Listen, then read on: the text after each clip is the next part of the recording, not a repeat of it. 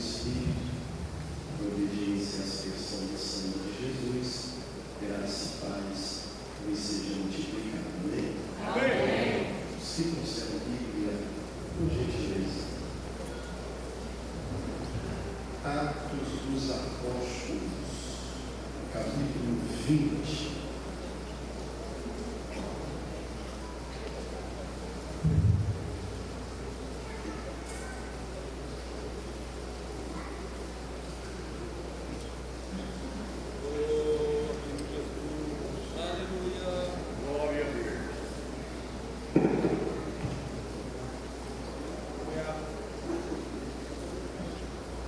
Atos dos Apóstolos, capítulo 20. Para ganharmos tempo, eu vou ler apenas um versículo dessa passagem tão conhecida de toda a igreja. Depois, nós vamos fazendo algumas pontuações, verso por verso, para compartilhar com os irmãos algo que está no meu coração dentro desse texto. Então, o versículo é o de número 12, por gentileza. E levaram vivo o jovem, o mancebo, dependendo da tradução, e ficaram não pouco consolados. E levaram vivo o jovem, e ficaram não pouco consolados. Amém. Acomodem-se, por favor.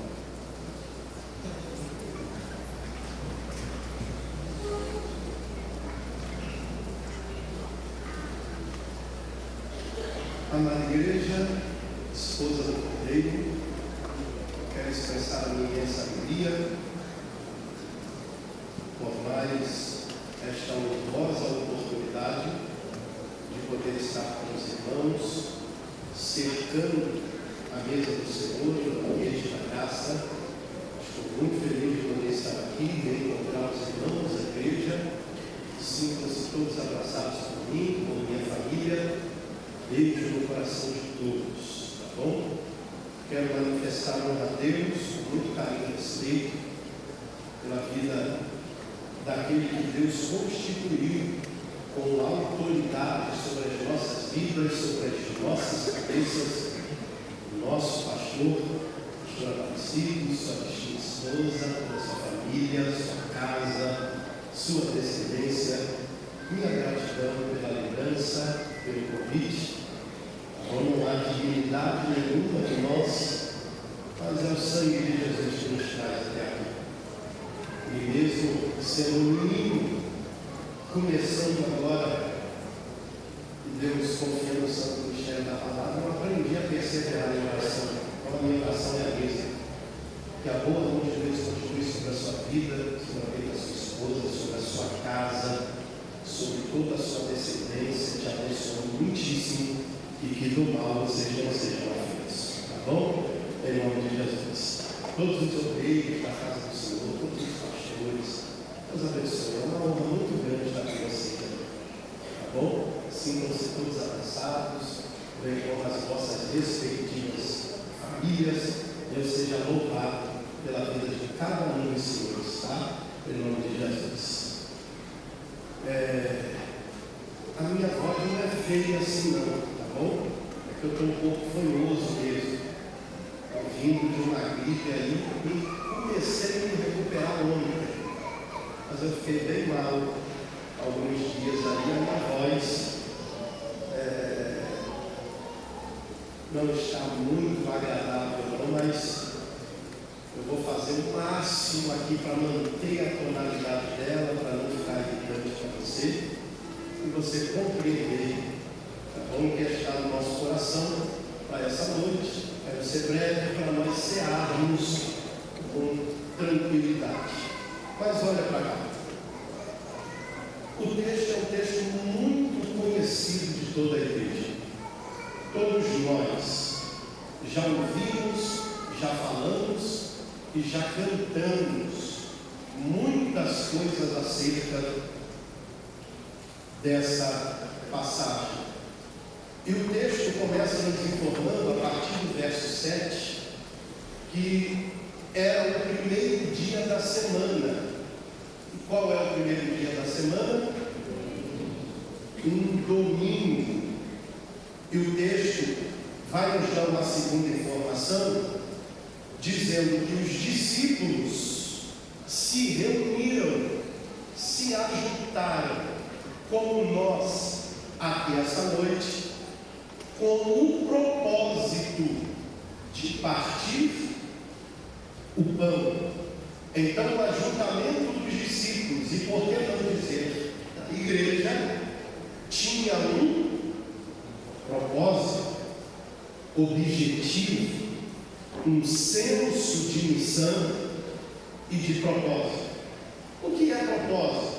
Significado simples e dos mais rasos que tem para propósito: desejo da mente, desejo do coração de Deus. Então, eles se ajuntaram com o propósito, o objetivo de partir o pão. Essa expressão partir o pão, para nós é extraordinária, porque representa toda a nossa vida de comunhão. Comunhão na vertical com Deus e comunhão na horizontal. Faltou aleluia. Eu vou repetir. Olha que interessante como essa expressão é extraordinária, representando e apontando para toda a nossa vida de comunhão. Quem não gosta de comunhão, tem dificuldade de relacionar-se, me perdoe, você não é crente não, você não tem vida cristã na prática, porque a palavra de Deus é vivenciada pela comunhão. Então a comunhão é extraordinária, e o partir do pão representa toda a nossa vida de comunhão. Aí alguém, aí assim, eu vou falar aqui duas direções da comunhão, e olha para você ver como representa mesmo toda a nossa vida de comunhão, e como representa essa mesa que está colocada diante de nós. Porque o partir do pão representa a nossa vida de comunhão na vertical e na horizontal.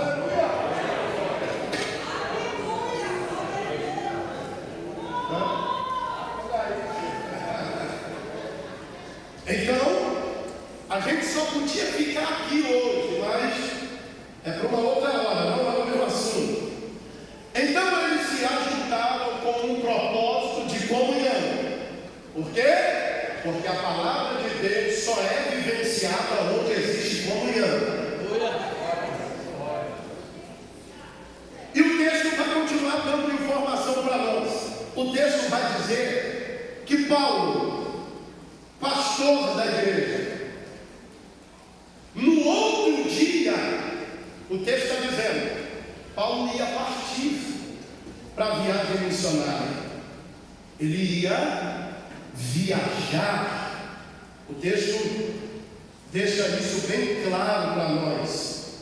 E eu acredito que por conta dessa viagem, Paulo, pregando a palavra, ensinando, doutrinando, o texto vai dizer que ele exortava o povo. E por conta dessa viagem que ele ia fazer, o amanhã eu quero saber, eu não sei se eu vou voltar a ver o rosto desta igreja. Sabe de uma coisa? Eu vou entregar tudo que está no meu coração. Ele estendeu até meia-noite.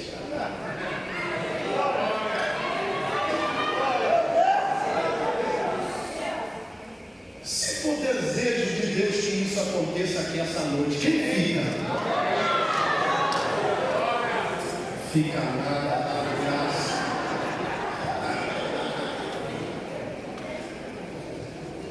Acredito que ele empolgar o coração cheio. E eu acredito que ele também percebendo, era uma percepção e uma sensação da igreja. Última mensagem do pastor Paulo. Última mensagem do pastor Paulo. Eu vou aqui anotar tudo. Todo mundo vibrar. A igreja, ó. Até os rebeldes desviados daquele dia foi tão. Porque a notícia correu. Amanhã o pastor viaja e a gente não sabe quando volta. É a última mensagem dele. Então, o ambiente da igreja é: meu Deus, eu não vou perder a última mensagem do pastor. Aleluia. E de repente, por esta sensação, por este ambiente, Paulo começou a pregar. Aleluia. Oh glória. E foi passando 10 minutos, 20 minutos, 30 minutos, 1 hora, 1h30, 2 horas. Quem aguenta 3 horas de Bíblia? Oh meu Deus. Esse tempo podia voltar, Jesus. Esse tempo podia voltar, Jesus. Faz de novo, Jesus. Por que, pastor? O senhor já viveu isso? Sim.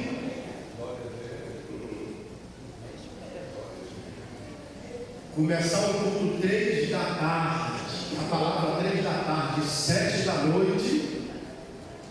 Oh glória. E a mensagem ainda voando. 10 da noite. Você nunca viveu isso? Eu já vivi um culto que começou 3 da tarde e só terminou no outro dia, 8 horas da manhã. Aleluia! É pelo monte de aleluia furreca, a gente não aguenta isso mais. Paulo estendeu, porque o texto está dizendo que ele ia viajar até meia-noite. Aí o texto vai dar uma outra informação. O texto vai dizer para nós, no versículo 8, que havia muitas luzes no cenáculo, onde os discípulos estavam reunidos. Essa informação aqui parece simples, mas olha para mim. Não pense em luzes aqui como as luzes que nós temos hoje, essas lâmpadas de LED, que não nos atrapalham em nada, pelo contrário, só nos ajuda, deixa o ambiente mais chique, ó, até algumas ocultas. Que coisa boa! Luzes nessa época aqui era com algo que os nordestinos chamam de fifó, lamparina, candeeiro. Em que consiste um candeeiro? Variavelmente de barro, um vasinho de barro, colocava-se azeite dentro, pegava-se um pavio e mais da metade do pavio colocava-se dentro para ele ser embebedado no azeite.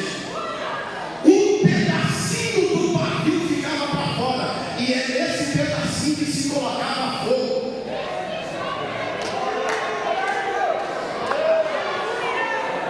Só que o que fazia o pedacinho que estava fora pegar fogo?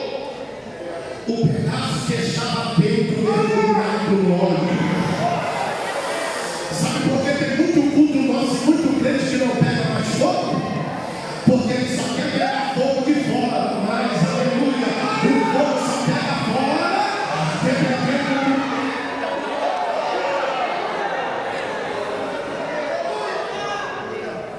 Então, a lamparina, depois de acesa, colocada a fogo, qual era a funcionalidade da lamparina? Fornecer luz. Então tinha muita tinha muitas lamparinas acesas. Tinha muitos candeeiros acesos. E eu fico imaginando, nessa igreja, o corpo diaconal tinha que ser muito espiritual.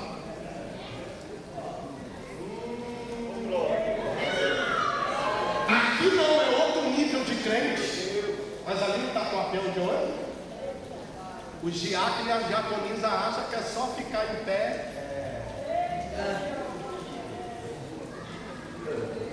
Os diáconos têm que ficar muito atentos. Por quê? Quem era responsável para manter as lamparinas acesas?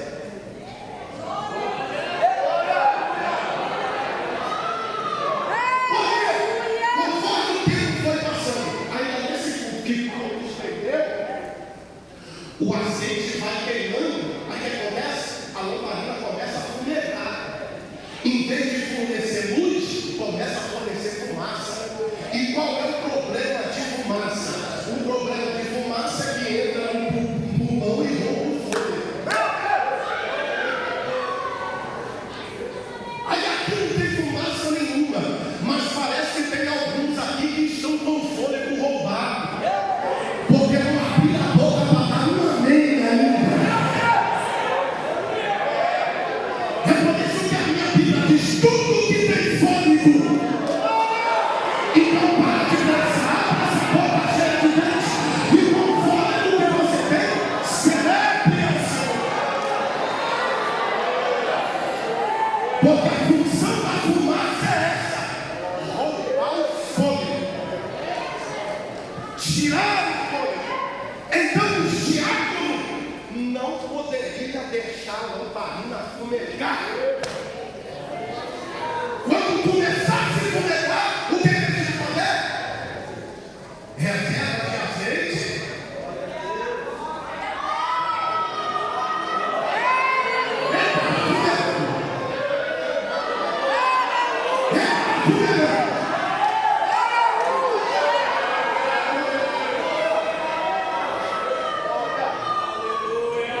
Havia muitas luzes no cenáculo onde estávamos reunidos. Aí o texto vai dar uma outra informação.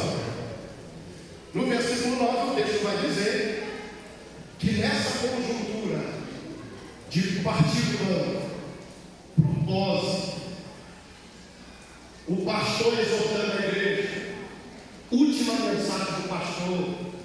No outro dia ele vai viajar, estendendo a prática da pregação até meia-noite. Muitas luzes, muita clareza, muita transparência, muita evidência onde estávamos reunidos. Aí o texto vai dizer que nesse ambiente, de repente chega um jovem. Aí sabe o que acontece comigo? Pastor Aparecido da Bíblia, cita o nome dele. Então me faz pensar, ó Deus, que ele não era alguém desconhecido da comunidade. Se a Bíblia está citando o nome, tanto a identidade dele, me faz entender. Eu posso até dizer que ele congregava naquele lugar, ou se não congregava, no mínimo, ele era conhecido de toda a igreja. Ele era conhecido de toda a comunidade, porque a Bíblia identifica ele pelo nome. Aí a Bíblia vai dizer que esse homem, ele chega no culto. Aleluia. Só que ele chega no culto, pelo jeito chegou um pouquinho atrasado. Aí ele chega no culto, meu Deus, não tem cadeira para mim. Meu Deus, só Deus sei. O que eu vou fazer? De repente ele olha e vê o cantinho onde? Lá na janela. Não, ele não pergunta a ninguém o que ele faz. Corre e fica na janela. Janela é lugar de cultuar, sim ou não? Não. Sim ou não? Não.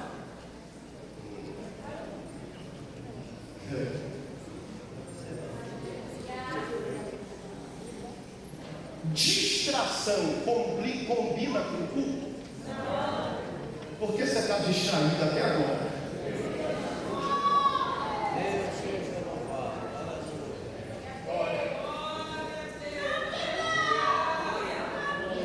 A Bíblia vai dizer que essa janela e onde eles estavam cultuando era o terceiro andar. E você conhece de Bíblia melhor do que eu.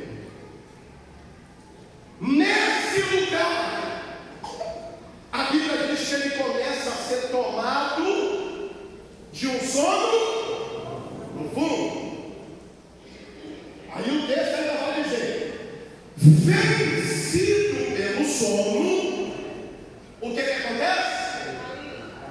No culto da comunhão, no culto do partir do pão, no culto do propósito, no culto onde tinha muitas luzes acesas, o que acontece?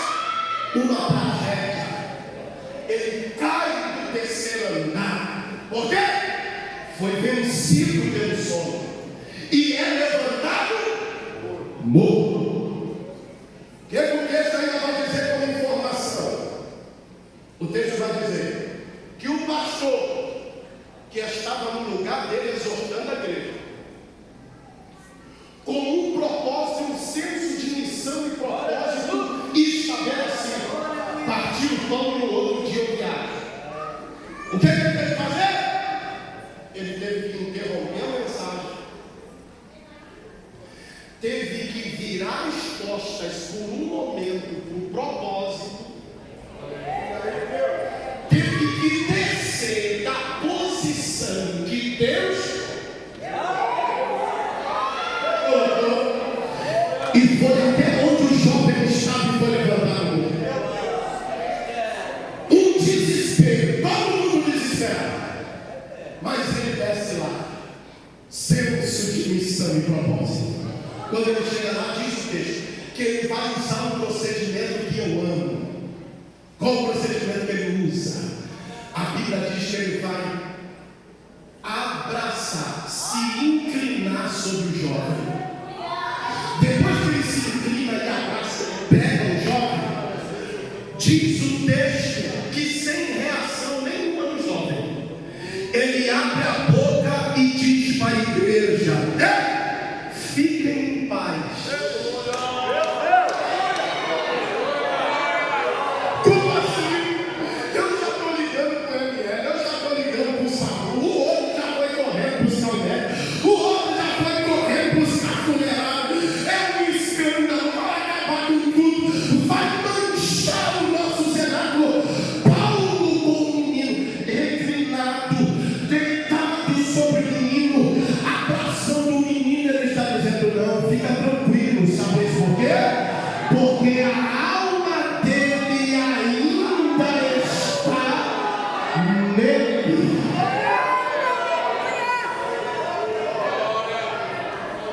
Não vos perturbeis. Aí sabe o que o texto diz? No verso 11, o texto vai dizer que depois disso, o que o texto mostra para nós por inferência, apesar que não está escrito, é que o menino reviveu. Glória a Deus. O menino está vivo. A alma está nele. O que Paulo faz? Homem de Deus, olha que mexe comigo. Sabe o que Paulo faz? Se sou eu lá, eu ia tocar a trombeta, a ressurreição pelo meu abraço. Toca a trombeta, avisa o pai todo para vir que eu estou cheio, eu estou tomado. Acabou de ressuscitar o morto. Vamos fazer uma passeata aqui na rua dizendo: morreu, mas ressuscitou. Paulo não faz nada. Sabe o que Paulo faz? Ele sobe de volta para o lugar que Deus plantou ele. Sabe por quê? Porque ele tinha um propósito específico para cumprir. Se é algum de nós, a gente ia ficar tocando a trombeta. Depois de uma ressurreição, me perdoa, sabe quando eu ia lembrar de partir o pão? Eu não. O que é uma ressurreição, partir o pão? Depois de uma ressurreição, duvido que eu voltava para partir o pão. Ia ficar lá embolorado até hoje. Ia ficar duro. A formiga ia se aproveitar dele. Eu estou dizendo eu. Você é outro nível de crente. Eu não voltaria para partir pão, mas nem a pau. Ele não. Ele sobe e volta para o mesmo lugar. Porque a Bíblia diz que depois disso, sabe o que ele vai fazer? Ele pega o pão, parte, distribui aos discípulos, e depois que todos comem, o propósito está concluído. Ali diz o texto: só porque vocês me pagaram, eu já estendi até meia-noite, agora eu vou pregar até 6 da manhã. É coisa linda. Aí vem o versículo que nós lemos. Depois de toda essa informação, aí o texto vai revelar para nós é o lugar 12 onde a igreja aparece. Você percebeu que a igreja só aparece depois do milagre? A igreja só aparece no versículo 12. Porque quando diz, e levaram vivo o rapaz, está no plural, mostrando a comunidade. A igreja só aparece depois do milagre e depois do propósito concluído. Aleluia. Aí diz o texto que eles pegaram vivo o rapaz e ficaram não poucos consolados. Esse é o texto. E eu já começo a encerrar. Eu só quero compartilhar com esta igreja, que tem o meu respeito e tem a minha admiração, por conta do vosso líder, do vosso pastor e da vossa família, que eu conheço um pouquinho antes de vocês. Mas eu quero compartilhar algo com essa igreja hoje, te chamar para analisar esse texto de uma forma diferente do habitual, do que nós estamos acostumados. Preciso dizer que não é a minha pretensão, e quem sou eu, desconstruir nada do que você já ouviu, já pregou e já entendeu desse texto. Eu só quero te chamar para olhar para ele de uma forma diferente, com o único objetivo de termos lições novas, mas não é para desconstruir nada. Oh, bendito seja o nome do Senhor Jesus Cristo. Porque nesse texto, pode ser que é por conta da minha chamada pastoral, porque eu não sou pregador, eu não sou profeta, a minha chamada é pastoral. Deus me chamou para pastorear ovelhas, para cuidar de gente. Tem algo nesse texto que está mexendo comigo por dentro, porque por muitos anos, pastor Marcinho, eu lia esse texto, o que eu fazia? Saltava esse jovem desse texto, colocava ele num pedestal, pegava a vara de goiaba, o azorrabe, descia além em Eutico.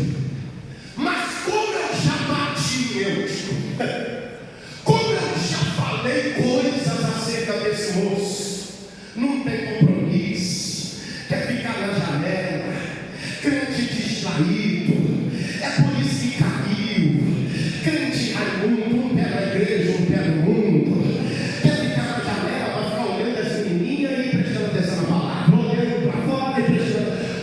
Como eu já bati nesse jovem. Só que eu quero dizer nesse altar para essa igreja, eu já pedi perdão a Deus. Aleluia, glória a Deus. Eu já pedi perdão a Deus.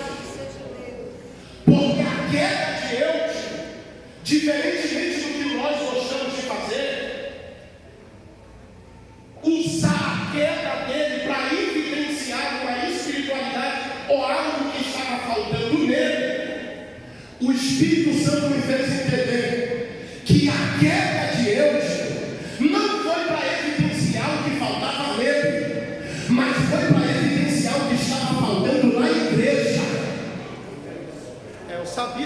quer falar nada.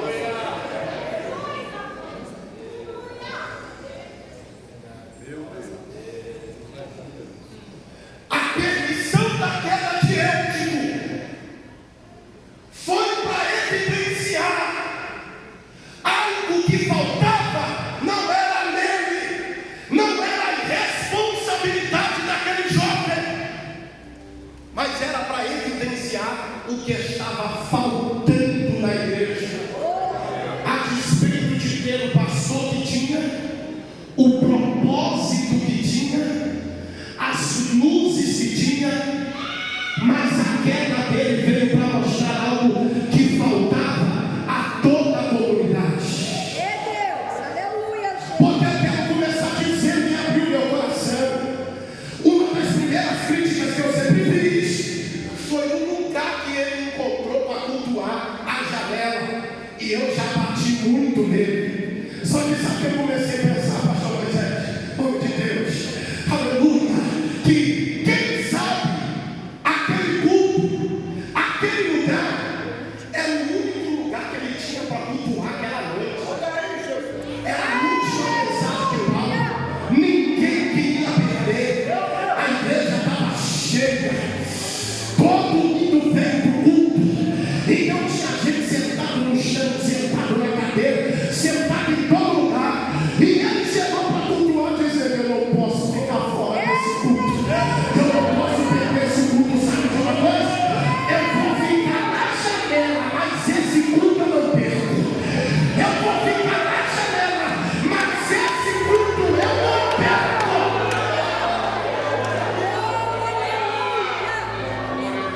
Então, em vez da gente criticar o lugar que ele sabe, quem sabe aquele era o único lugar que ele tinha para aquele culto. Aí eu fiquei pensando em mim, profeta, que fico batendo em Deus, mas por essa atitude ele é mais crente do que eu. Porque eu já deixei de ir para o culto só porque eu estava de biquíni. Eu já deixei de vir para culto por conta de convite para aniversário, casamentos, viagens. Eu já deixei de vir para alguns cultos e culto de Santa Ceia só porque não tinha lugar para estacionar o carro. Passei na porta da igreja e fui embora de biquíni. Só porque não tinha lugar para colocar o meu carro. Então, se você já fez isso, já deixou de vir culto por causa de jogo de futebol, já deixou de vir para culto por causa de filme, de novela, de série, porque não estava bem, por um monte de coisa. Quem sou eu e você para falar de Eutico?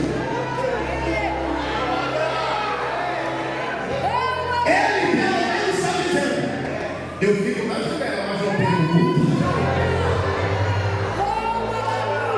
E quer ver a evidência do que eu estou falando?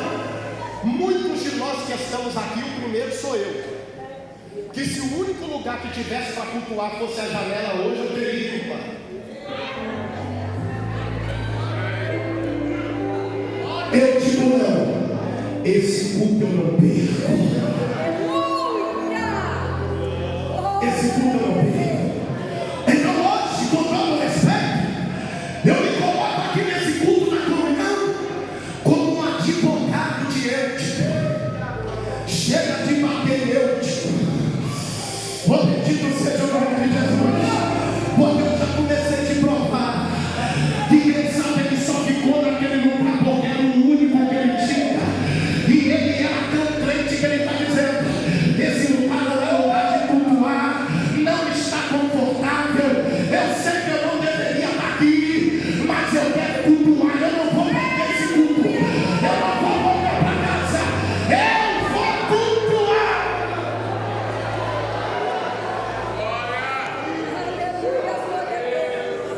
Segundo lugar que mexe comigo, aleluia, o texto vai dizer que naquele lugar está escrito: ele começou a ser tomado por um profundo. O que é sono? Interrupção temporária das atividades corporais. Só que olhe para mim, ninguém cai num sono profundo de uma hora cai no sono profundo? Ninguém. Quando que o sono começa?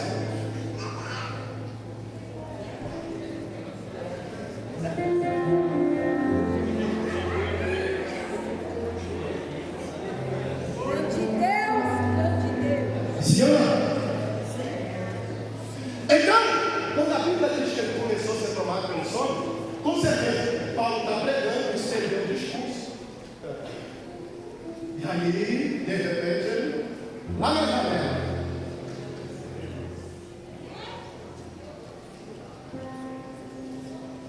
aí o texto vai dizer, continua, e vencido pelo sono. Se ele foi vencido, o texto está querendo dizer para nós que houve uma luta, houve uma guerra.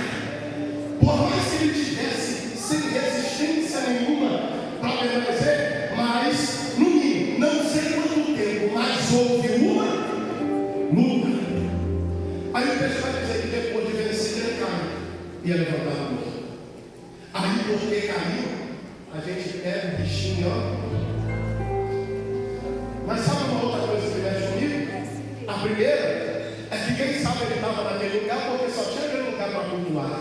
A segunda é o que eu pergunto: onde estava todo mundo? Onde estava toda a igreja? Uma vez que o culto não é culto profético nem de campanha, é culto da comunhão. Onde estava todo mundo? Onde estava toda a igreja? Onde deu? Que ninguém viu, ninguém percebeu que aquele jovem estava lutando para não cair. É assim mesmo. Meu Deus!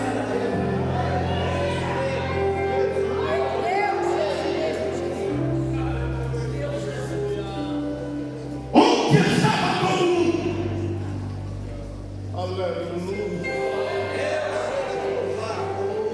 Como pode que ninguém percebeu?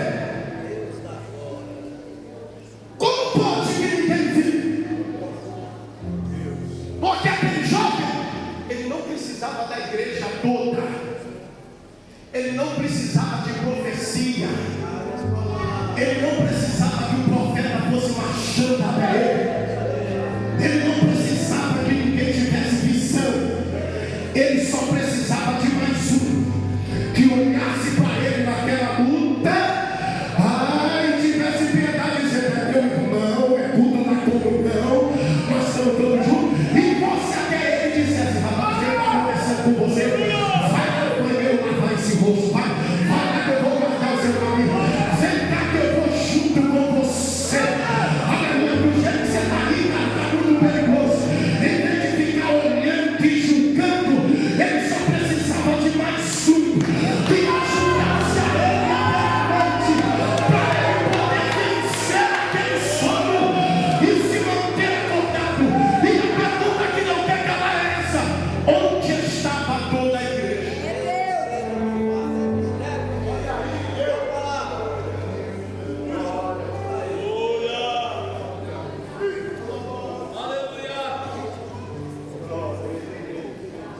A pergunta é essa: onde estava o creio?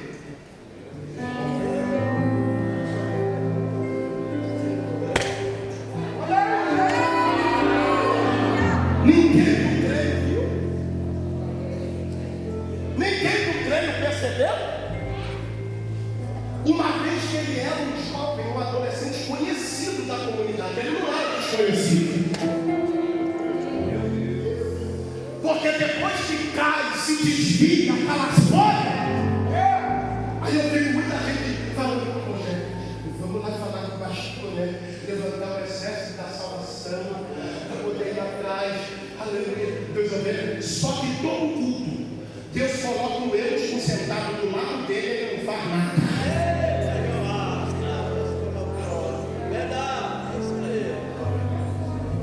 Cadê o creio? O creio está aí? O creio ninguém viu? Cadê uma Deb que ninguém viu? Era um de você.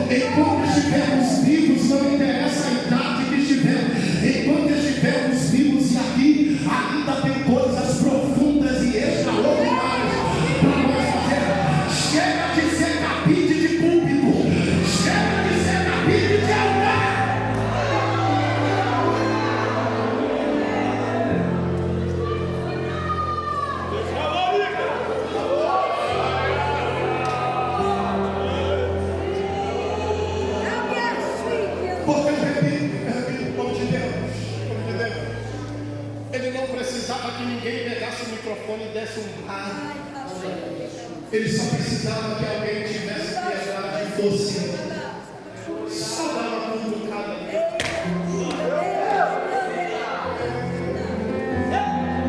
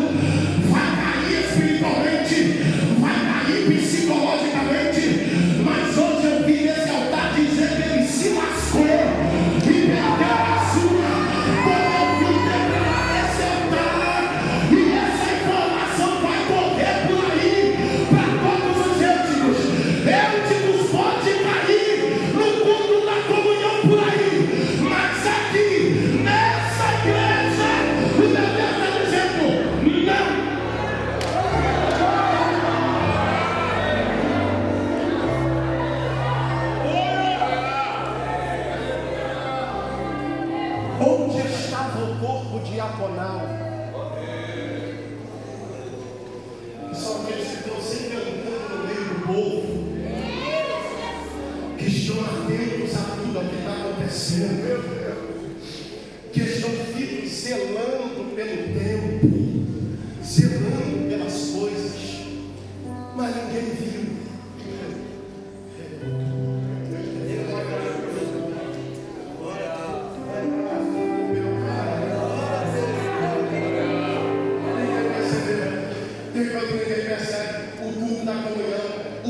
Já vai ser partido, as coisas vão acontecendo, as luzes brilhando, e no nosso meio tem alguém.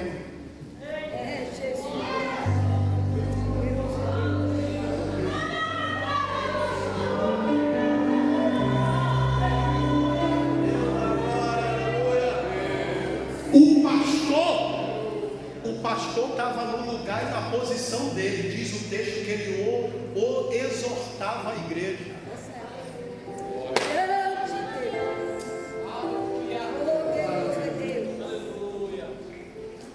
Quem tinha que receber era a... E repito, não precisava de toda a igreja. Então nós chamamos a nossa atenção hoje, porque o texto está revelando para nós o erro que caiu no culto da comunhão, falando de cenáculo e igreja. Mas eu quero despertar a atenção de alguns pais e algumas mães, que quem sabe você tem um erro dentro da sua casa.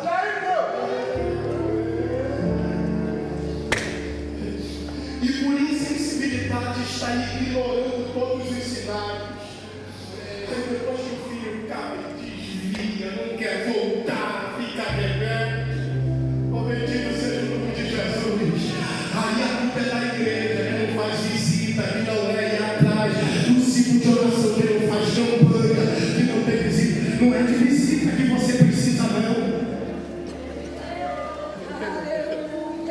Ele é para aquela Deus nos reuniu hoje aqui para dizer: eu não será mais vencido pelo sono no ambiente de nós. Oh, bendito seja o nome de Jesus. Porque às vezes a impressão que eu tenho é que nós estamos nos tornando tão espirituais, a gente quer ficar tão metafísico, quer ser tão vaso, tão conectado, que tudo para a gente fazer dentro da casa de Deus, tem gente que fica: se um anjo vier falar comigo e confirmar, eu vou. É assim mesmo. Oh, aleluia. Se Deus me der uma visão, eu vou. Se Deus me tocar, eu faço. Se Deus falar comigo, eu obedeço. Sabe? Para mostrar que é espiritual, para mostrar que tem relacionamento com Deus. Só que não precisava de dom espiritual, era uma atitude humana e aquela tragédia teria sido evitada. Mas sabe uma coisa? A gente quer ficar tão vasto, tão perfeito, com a auréola na cabeça, parecendo anjo, que nós estamos perdendo a nossa humanidade. Nós estamos frios e calculistas, nós estamos insensíveis a ponto de não perceber que tem um membro da nossa família. Ele está lutando, ele não caiu de uma hora para outra. O texto não fala de malcaratismo, o texto não fala de pecado dele, o texto fala que ele foi vencido. E vencido, qualquer um de nós pode ser. Guerra, qualquer um de nós pode perder a guerra. É isso que o texto diz. Então, ele não precisava de uma espiritualidade. Ele só precisava de alguém humano, que quem sabe alguém do altar olhando para ele levantasse e fosse lá e dissesse: pai, eu estou vendo o jeito que você está, vai lá, senta um pouquinho no meu lugar, minha água está lá, pode beber, fica lá que eu vou ficar aqui para você.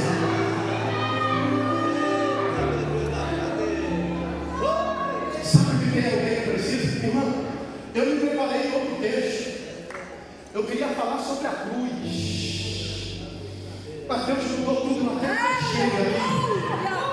Porque quem sabe para alguém não ser vencido pelo sono, a única coisa que ele precisa é: queridão, vamos tomar um café amanhã?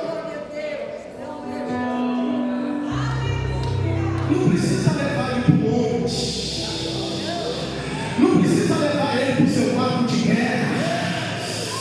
Não precisa encher a mão de óleo e botar na cabeça dele e ficar amassado de dois em dois para não causar tumulto. Não!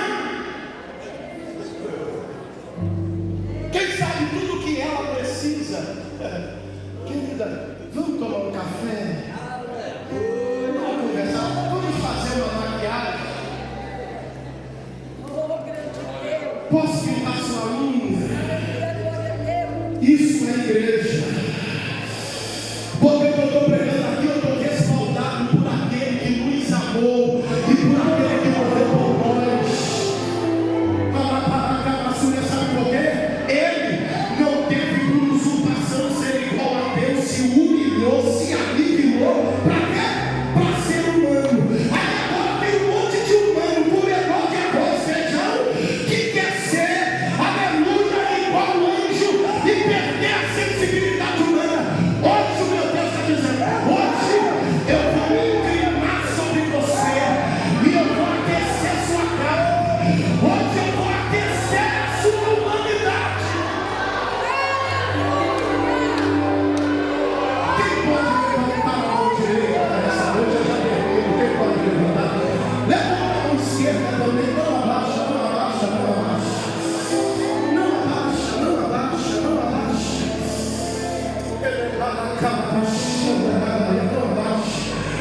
Mas eu sinto uma ceia hoje que vai ter um despertamento diferente, pastorzão. Não vai ser esse despertamento aqui não, que alguém que acha só porque acha, aí está com todas as coisas resolvidas. Não, vai ser um despertamento na nossa humanidade. Nós vamos voltar a ser humanos. Nós vamos voltar a nos importar uns com os outros. Nós vamos voltar a ter empatia uns dos outros.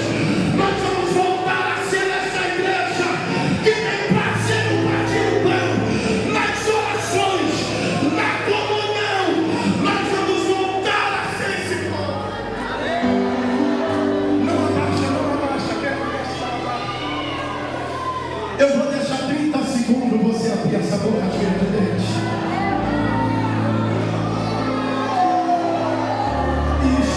O que está dentro do seu coração. Porque hoje nós vamos usar o procedimento de Paulo. Nós vamos usar o procedimento de Elias. Nós vamos usar o procedimento de Eliseu.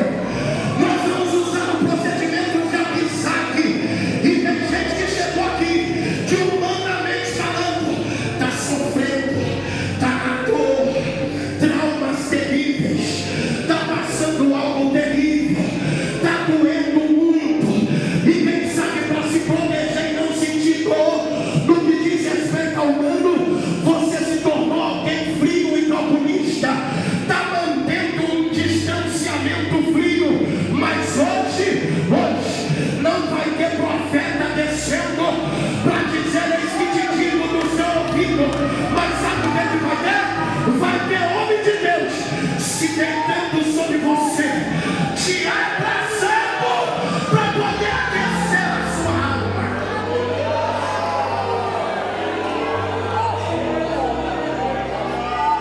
Posso terminar? Posso terminar?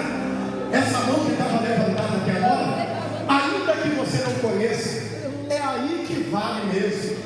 Porque quando conhece tem muita familiaridade, mas ainda que você não conheça, coloca no ombro de quem está do seu lado.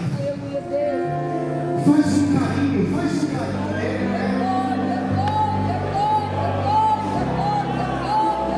E pode dizer para ela, vai sair daqui com a alma aquecida hoje. Pode dizer para ela, de novo, vai ficar cortado, custa o que custar. Não vai dormir, não vai cair, não vai dormir.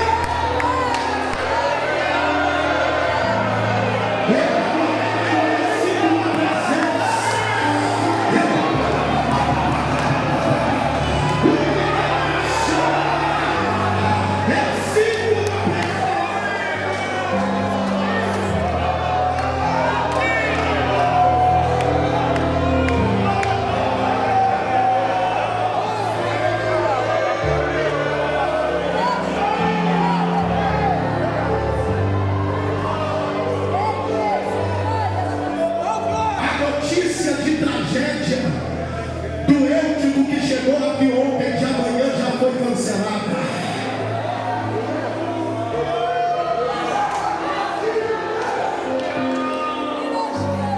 Olha para nós orarmos.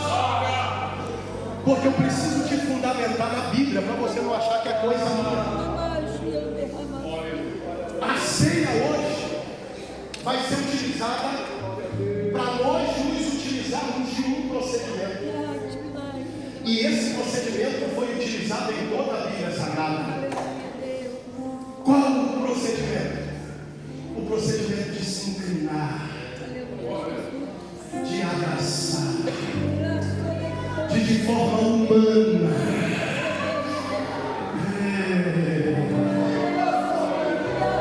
Ajudar alguém. O primeiro Reis capítulo 17. Aleluia. O que acontece? Mesma coisa. Tem um jovem, um menino morto. E aí, pastor, o que vai acontecer? Sabe quem chega? O profeta do fogo. Pastor Aparecido, pela intimidade que ele tinha com Deus, e eu estou falando de Elias, que nem provar da morte provou. Sabe o que ele poderia fazer? Ele poderia bater o pé 3 vezes, o menino levantava. Ele poderia abrir a boca e dizer: não é nem segundo Jeová, é segundo a minha palavra, levanta. Meu Deus. Só que ele não fez nada disso. Sabe o que ele fez? Diz o texto: o menino deitado na cama. Diz o texto que ele deitou sobre mim, olho no olho, boca na boca dele, estendeu os braços do menino, o corpo dele, o corpo do menino morto. Sabe o que ele diz o texto? Que o menino espirrou 7 vezes e ressuscitou.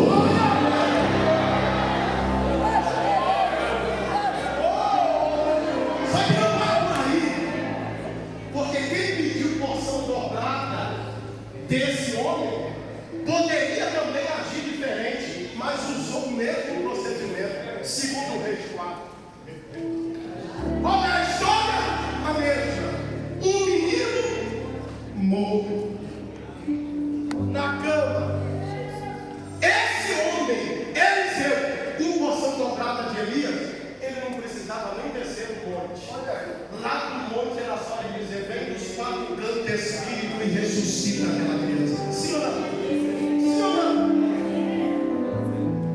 O negócio com ele era tão terrível que ele já morto, jogado na cova, jogaram o corpo na mesma cova, só de tocar no osso dele ressuscitou.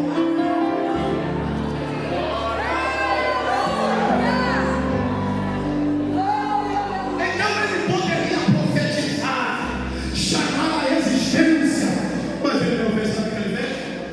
Usou o mesmo procedimento. Chegou até o quarto onde estava o morto. E o que ele fez? Se inclinou sobre o morto. Como, pastor? Boca na boca, olho no olho. Ninguém fala nada agora, né?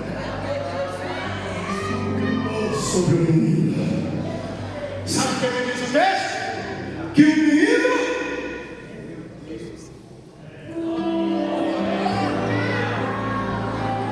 só que tem uma outra história, e essa eu gosto demais. Davi, na sua velhice, tinha capa de rei, capa de sacerdote, capa de guerreiro, ele era um grande guerreiro. Só que toda essa roupagem junto, ele colocava tudo junto: a roupa do rei, a roupa de sacerdote, a roupa de guerra. Mas a Bíblia diz que no final da vida dele ele não se aquecia, sentindo frio, nenhum cobertor aquecia o corpo do rei. Aleluia. Natan podia ir lá e profetizar? Oh, aleluia, glória, glória. Os vasos não podiam lá e receber? Não. Qual é o procedimento que foi usado? Procura-se uma donzela do reinado. Aí acharam. Tudo leva a crer que era uma donzela de pele morena, linda, chamada Abissai. E como rei ia se deitar, ela ia com o corpo dela, deitava-se sobre o rei, abraçava ele, e a carne dela aquecia a carne do rei, e o rei descansava. Quando Paulo usa esse procedimento, está todo mundo dizendo: nossa, ele está fazendo uma coisa nova. Está nada, ele está dizendo: eu li Elias, eu sei o que Eliseu fez, eu sei o que a missão fez, e agora eu vou fazer o mesmo. Eu abraço ele e digo para vocês: a alma nele está. Eu vou te dar 2 minutos para você orar, e o microfone está na mão de quem? Só que nesses 2 minutos, seja sincero com Deus. Nós não temos mais tempo, mas na verdade seria bom se a gente tivesse tempo aqui para a gente fazer um rebuliço aqui nessa igreja. Fazer gente sair do altar para ir abraçar gente que está lá na galeria. Fazer gente descer na galeria e vir abraçar gente que está aqui embaixo. Fazer gente sair do lugar e encontrar alguém que não conhece, ainda não deu a paz do Senhor, nem sabe o nome, mas pegar na mão, dar um abraço e dizer: aleluia, a minha carne aquece a sua carne hoje aqui. Hoje é noite que nós vamos sair daqui com a nossa carne aquecida. Aleluia. Está faltando humanidade na igreja. E se falando de culto na comunhão é mais do que pertinente. Mas hoje, o Espírito Santo, de forma coletiva, ele vai, quando ele vai sobre a face das águas, ele vai estender as suas asas e vai nos cobrir todos. Olha aqui, ele vai se inclinar sobre todos nós aqui. E nós também, de forma individual, vamos aquecer a carne de algum éutico que está aqui, porque éutico não vai cair, em nome do Senhor Jesus.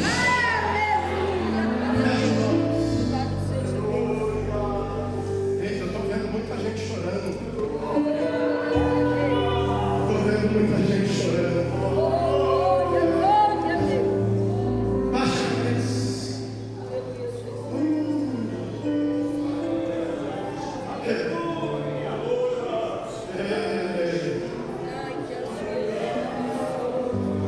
Eu digo, não vai cair nesse culto da comunhão aqui, não.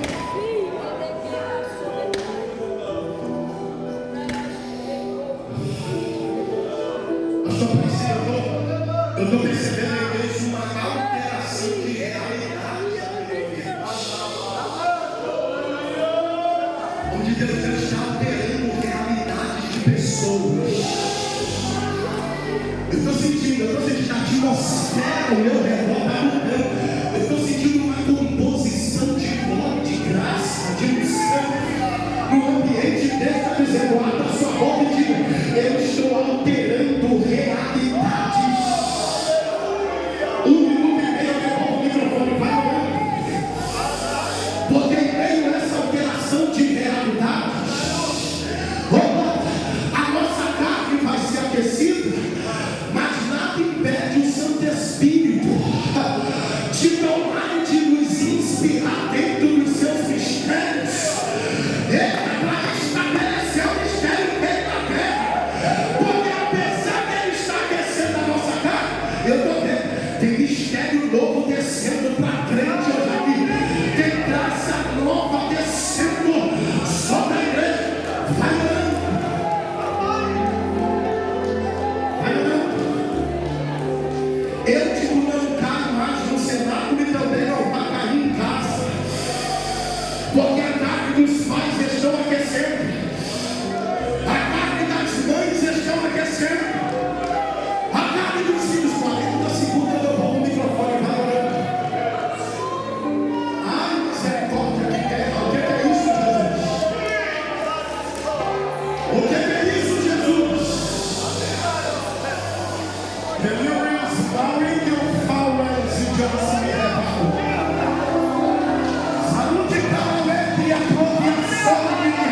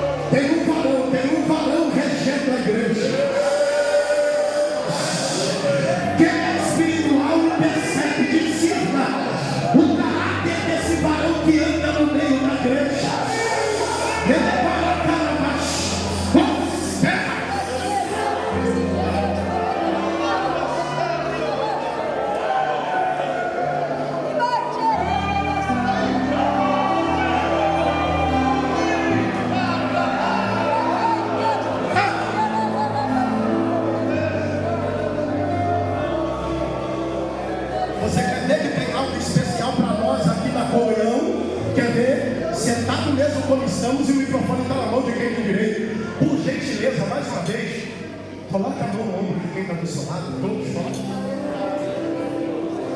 Fecha os olhos, coloca